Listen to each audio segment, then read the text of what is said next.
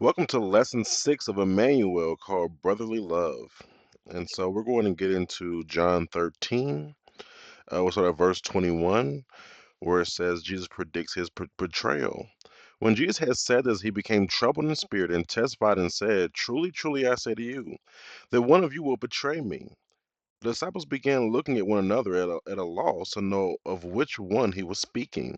There was reclining on Jesus' bosom one of his disciples whom Jesus loved. So Simon Peter gestured to him and said to him, "Tell us who it is of whom he is speaking." He, leaning back thus on Jesus' bosom, said to him, "Lord, who is it?" Jesus then answered, "That is the one for whom I shall dip the morsel and give it to him." So when he had dipped the morsel, he took and gave it to Judas, the son of Simon Iscariot. After the morsel, Satan then entered into him. Therefore Jesus said to him, "What do you do? Do quickly." Now no one of those reclining at the table knew for what purpose he had said this to him. For some were supposing because Judas had the money box that Jesus was saying to him, "Buy the things we have need of for the feast," or else that he should give something to the poor. So after receiving the morsel, he went out immediately, and it was night. Therefore, when he had gone out, Jesus said, now is the Son of Man glorified, and God is glorified in him. If God is glorified in him, God will also glorify him in himself, and will glorify him immediately.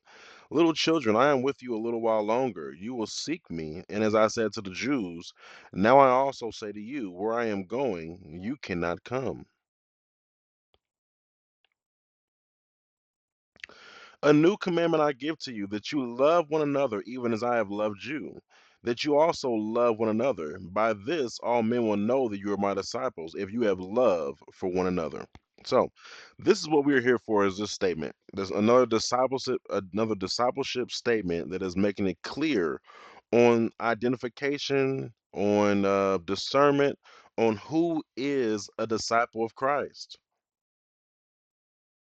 Are you really being a disciple of Christ? Is such and such, whoever it is in my life that's claiming to be a disciple of Christ, are they that?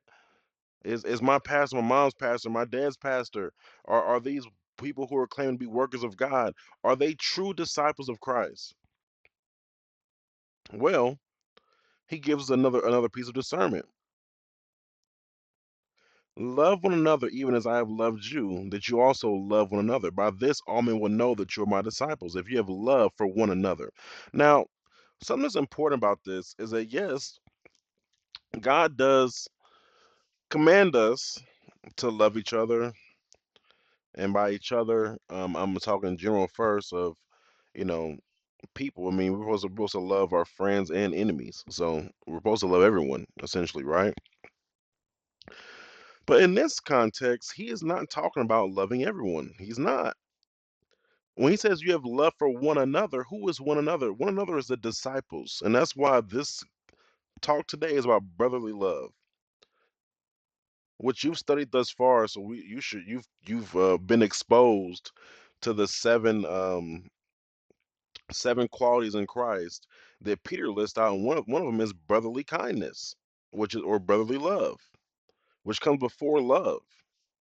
Before you can love everyone, you got to first love your brothers, and that's those the other disciples, everyone else that is being maligned for their following of him. Everyone else that is embracing the disregard or hatred of their father, mother, wife, children, brothers, sisters, even their own life.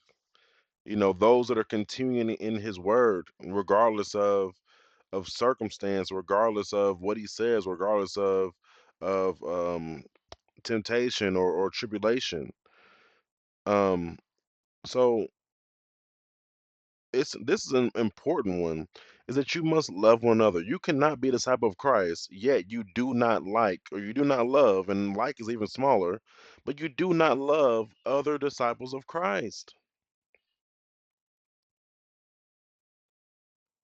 And this is something I'm going to get into much more in our last class, in the next class, when we talk about the bride. But there is more temptation with this than you think. There is this temptation of being a disciple, and you believe that you're special in Jesus' sight, and you are special, But because you are special, you compare the specialness between how special I am to God and how special you are to God.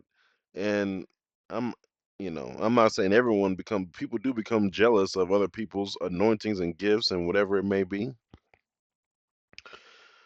But when you're a truly disciple of His, we love each other. Yes, we are all brides of His. Yes, we're all followers of Him. Yes, we're all students of Him. Yes, we are all special to Him. We all love Him, and He loves us. But a very important aspect is love for the brethren, and it's so important. Before the general term of love is given by Peter later, he tells us first you must have brotherly kindness, because love for the brethren comes first. Just like in the hierarchy of loving God, Jesus tells us that the first and greatest commandment is to love God, right? So loving God comes before loving people. But there's also another hierarchy that, and Jesus shows us this when his mother shows up, and he's like, "Who's my mother? Who's my brother? Who's my sister? My mother, my brother, my sister. Those who do the will of God." So, and he was putting his brethren even before his own mother, and so we are charged to have a love for each other that is far beyond fleshly relationship. It's far beyond and far higher than anything that can come about of relationship in this world. And he says, it's by this that they will know you are my disciples, that they'll know it because of the love that you have for each other, not the love you have for your family, not the love that you have for your home country, not the love you have for your friends, not the love you have for whoever else. No, they'll know that you are his disciples because you love the love that you share with other disciples of Christ.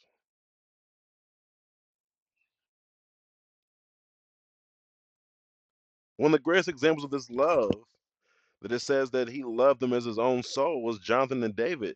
Jonathan gave David the armor and the clothes off his back to help David. In the same way, that's what we're called to be like in discipleship, which is why that the last lesson talked about the giving up of our own possessions. It's not out of compulsion, it's out of great joy that I'm able to give what I have for your life to better your life to be better, and I know in return too that you'll do the same for my life.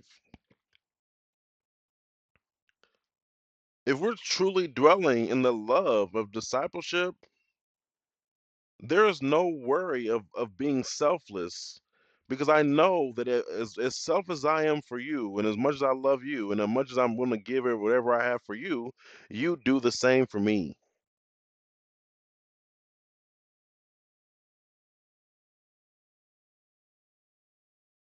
You do the same for me. So let's get into to some vocabulary, some grammar, and then we'll be done for the day. So this one says means new commandment. Okay. The Greek nuances word means new in quality slash nature, not just chronologically new. This is a fresh, unprecedented kind of commandment. A new commandment captures the basic meaning but doesn't distinguish the qualitative newness implied by the word here. And so this word that means new is literally just saying not new just because of in because the time that is a new thing in time. It's new, it's fresh, it's unprecedented, like it's there's no other kind of commandment like it. And and it's funny because we know that God tells us to love our neighbors, right? And even in the Old Testament, He says that. And like Jesus said, the law is built off of loving God and loving people and loving your neighbors. But this commandment does not just say love your neighbors. It says love each other. He's talking about the love of the brethren. This is a new commandment. First of all, the brethren was not well. The prophets were considered were considered brothers. Okay, that's what it says in Revelation that the prophets were also considered part of this brethren. But there was no organized brethren as it has been before Christ. So he gives this new commandment as disciples. This is a whole new realm of people, a whole new gathering of people, and he gives a new commandment that listen, I want you to love each other just as I have loved you. This is I have been selfless towards you. I've been 1,000% for the benefit of your soul and your spirit. Yes, I rebuked you, but I rebuked you out of love for because I want you to see as God sees. But it's important to understand that this is a new commandment. But if you read it correctly, you're thinking to myself, oh, this is a new commandment of loving people or loving your neighbors. And that's not necessarily what it is. It's about the love of each other in discipleship of the brethren. So the verb used throughout Greek nuance, this verb appears in different forms. It appears as present active subjunctive that you may love, an ongoing action. It appears as aorist active in indicative. I love the completed definitive action. NASB 95, love one another. I have loved you, love one another. The English doesn't show the tense distinction between Christ's completed active love, aorist, and the commanded ongoing love. And so it's just obvious that when he says that as I have loved you, he's saying that, listen, this is a completed love. You can look at the love that I've given you all the way up until this point, and this is the love that I want you to give to each other. And your love is ongoing. Mine is complete, but your love, which should be imitating my love, is an ongoing love that should be between you guys. Okay, so kathos, which means just as, even as, the Greek nuance, this comparative particle shows both manner and standard, not merely like, but in the same way and to the same degree. And ASP 95 says, just as, a good translation, though even as might better capture the equality of comparison. So we're making sure that we're not just aiming to have a love like Christ. We are aiming to love exactly as Christ loved us. Exactly as. Not like it, not sort of like it, not a mirror image of it, not a shadow of it. The exact same love. The exact same love that he showed to his disciples is the love that we're supposed to show to each other in discipleship. And this is an important thing because discipleship is so much about following the example of Christ. And so just as Christ loved his disciples, in discipleship we are to love each other just like Jesus loved us.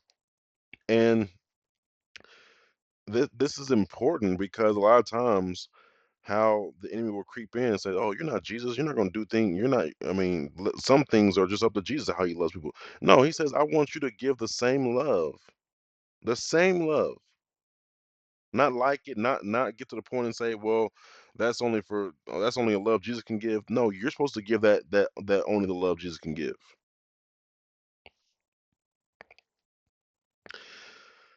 Next one, which this phrase means one another. The Greek nuance, the reciprocal pronoun emphasizes mutual love. The phrase literally in one another in verse 35 used the preposition to show love existing within the community. In the NASB 1995 translated one another or for one another. The second occurrence translates as for one another, missing the locative sense of in and among. And so this love that we're supposed to have is not just an outward expression. It's not just an outward expression. This is a love that we possess that is in us, is among us, it is living. And so it's important that this is a true love that flows from the heart with real concern for each other, real love for each other, not just shallow acts of I just, I'm just doing it just to do it, just what we do to be cordial. No, I really love you. I really love you.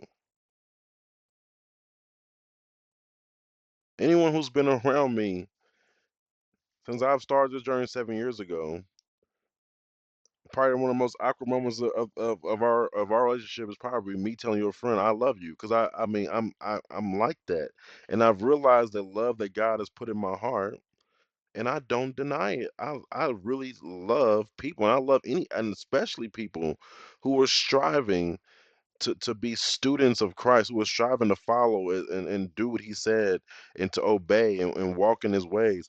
I have such a genuine love for people in that way. I really do. I love people. But it's important to understand that this is not describing this side church hug love. This is not this acquaintance love. This is like, no, I love you. Like, I want to know how your day is going. I want to know about what you're learning from Christ. I want to hear about your tribulations. I want to hear about how I can encourage you through those tribulations. I love you. Sadly, this is one of the more, and I really do see a correlation between um how much someone is really focused or disciplined or striving after that love of Christ, to where how defiled this looks in their mind, because in the world we live in, people don't love each other. It's weird to tell someone you love them that's not your wife, your husband, your dad, your mom. Some people don't even tell their dad and their mom they love them.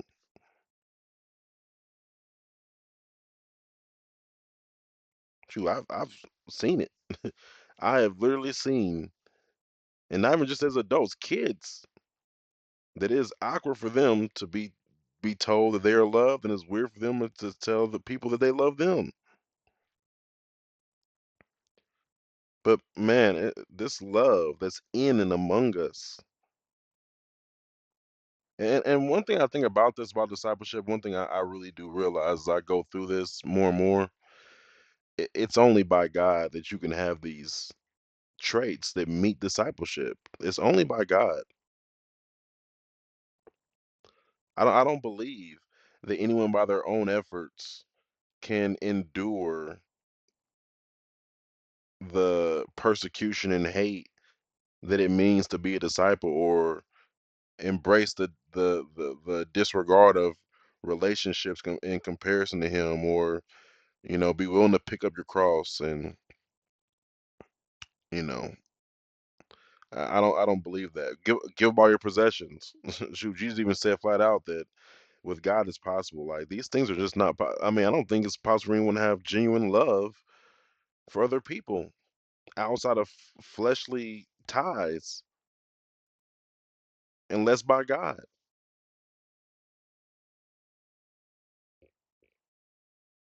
But it's important, as we're reading this, we're coming to understand about discipleship, that it's not really about even how much you know. When did He ever say that, oh, because you know more than everyone else, you're my disciple? He never said that. It's not really about how much you know. It's not about if you know Greek. It's not about if you know Hebrew. And that's why I mean, I know enough to be able to learn deeper about what He said, but I'm not sitting here, you know, working my butt off, become this super um Greek master or Hebrew master. I'm not. I just want to know what I need to know to better understand His word, so I can greater understand the love that I should have inside of me.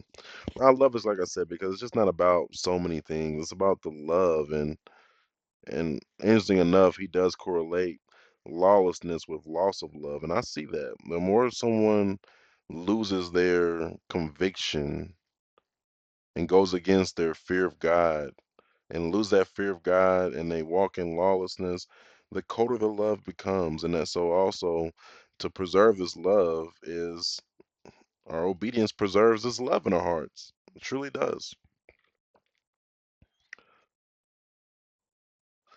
Okay, this phrase means they will know. Greek nuance, future, middle, indicative, not just intellectual knowledge, but experiential recognition. The middle voice may suggest personal, internalized knowledge. NASB 1995 translates it as will know. Straightforward, though, doesn't capture the experiential dimension of it. And so when it says they will know, it doesn't say, it's not about like pen and paper or on paper, they'll know through the experience of the love you have for each other. Like, why do these people love each other so much? Why do they really care about each other this much? Why do they? And this is the discernment that people will have, and they'll know, they're like, no, there's no other way that they're anything else but a disciple of Christ. When I but f- there's nothing else they could be but disciples of Christ by my witnessing of this selfless, sacrificial love they have for each other beyond anything of this world possible. Beyond anything of this world possible. How do you think people felt when they went to that camp in Acts and they're seeing these people bring all this money from their possessions, and they're all sharing all this stuff together, and everyone who's poor is being brought up, and those who are rich are giving what their surplus. Like, how do you think people will come in there and they look and they see this, and they're like, look how much they care for each other beyond themselves. They really regard each other as more important than themselves. That is the love that he wants people to experience in your discipleship relationships.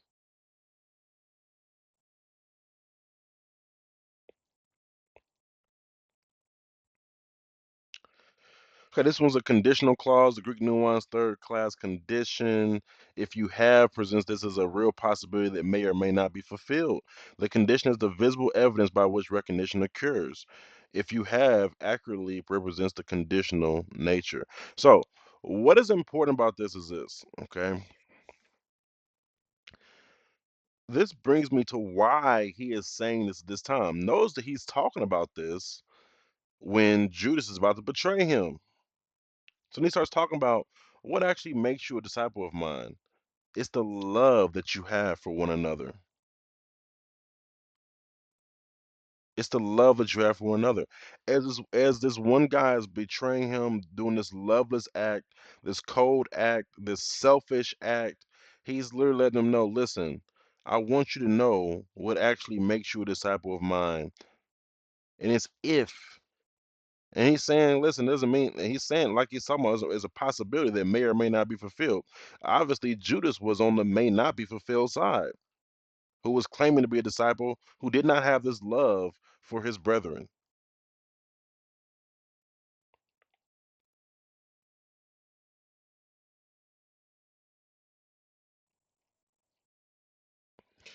So, once again, it's important to understand you can call yourself a disciple, you can have all the faith and all in the world, just like First Corinthians 13 talks about.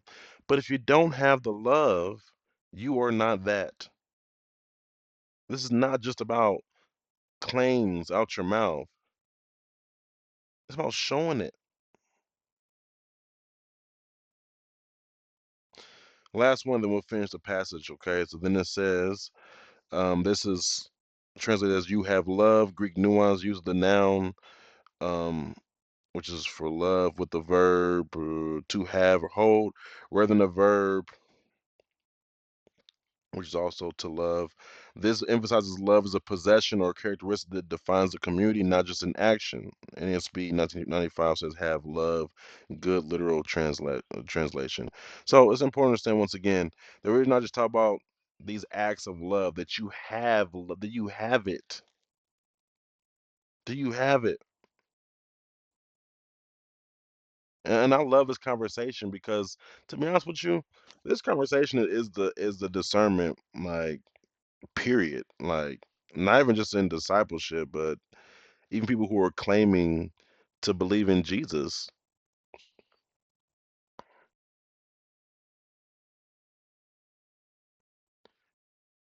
You cannot claim faith or be a cold-hearted, divisive person. You have love. Have love.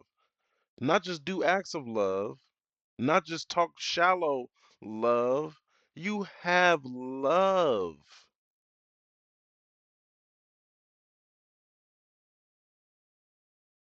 You have love. It's in your possession. It's a possession.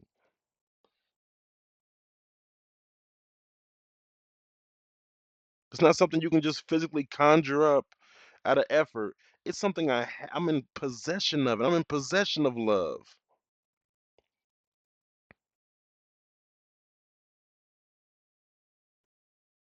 And this is what defines us. Is this love that we have for each other.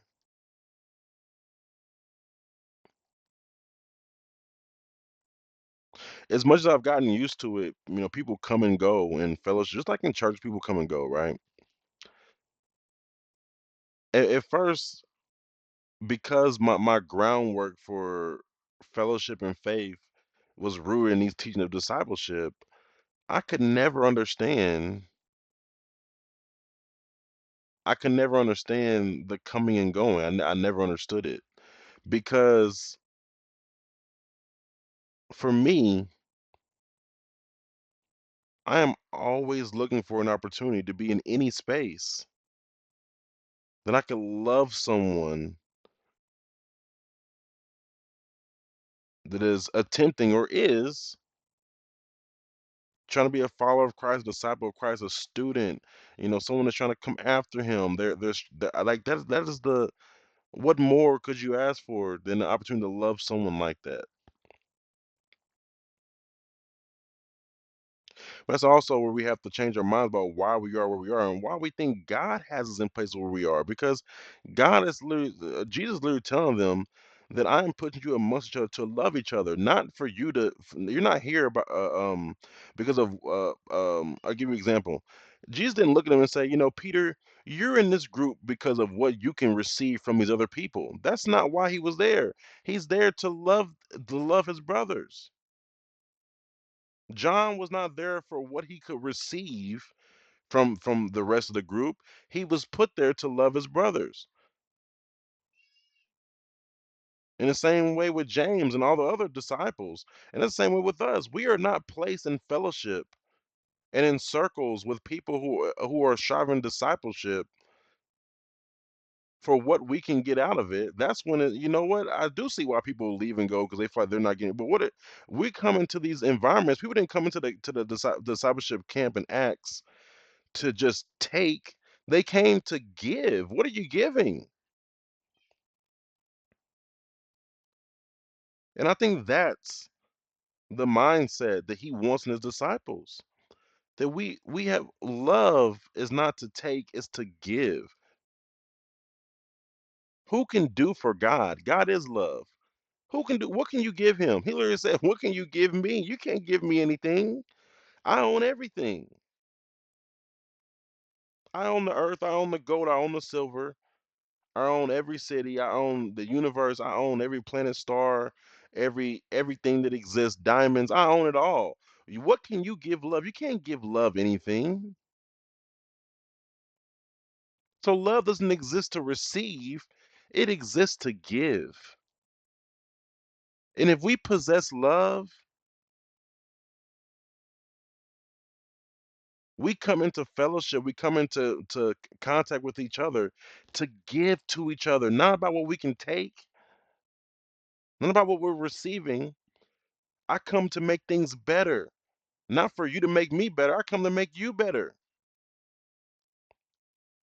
And if you're a disciple, you're here to make me better and not for your own good. And that is the proper relationship that he wants in his disciples. And in that they will know we are his disciples.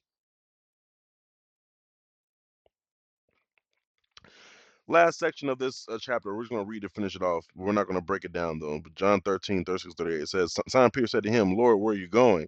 Jesus answered, where I go, you cannot follow me now, but you will follow later. Peter said to him, Lord, why can't I follow you right now? I will lay down my life for you. Jesus answered, will you lay down your life for me? Truly, truly, I say to you, a rooster will not crow until you deny me 3 times. 3 times. And so, I think it's important as we talk about love and all these different things that, man, the difference between Judas and Peter is worth discussing because we have Judas who has this premeditated betrayal. Like this is an actual conscious thought, okay? Actual conscious thought in his heart. that he was never intending on moving in love with Christ. He was always into his own selfish gain. And we have Peter, and once again we talk about how things it's about when we practice, you're gonna miss shots, but you keep practicing, right? And this is actually what Jesus literally in code is telling Peter is listen, where I'm going, you can't follow right now, but later on you will. So he's saying, listen, I know you're not ready right now, you're gonna mess up, you're gonna stumble, and you're love for me a little bit, but I know that it's just a missed shot. I know it's not a, you didn't come out here planning to miss the shot. Like we see that Peter is in all, I mean, all intents and purposes, he is planning on sticking beside Christ and even to his death, but he doesn't realize I'm not strong enough. It's like saying I'm going to hit 315 pounds on bench press, but not realizing you're not strong enough to hit it. But I had all intention to hit it. I was going to give it my all. I'm ready for it. I just couldn't hit it. And Jesus knew that Peter just couldn't hit it.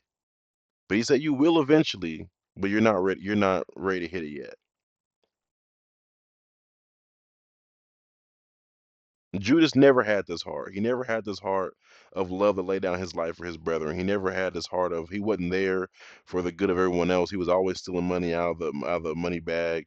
He was always selfishly looking out for himself, and that's Judas. But like I said, Peter had a stumble in love. Judas never walking in love ever, and so small thing, but last this was lesson 6, brotherly love, and Emmanuel. We'll be back soon with lesson 7. Be blessed.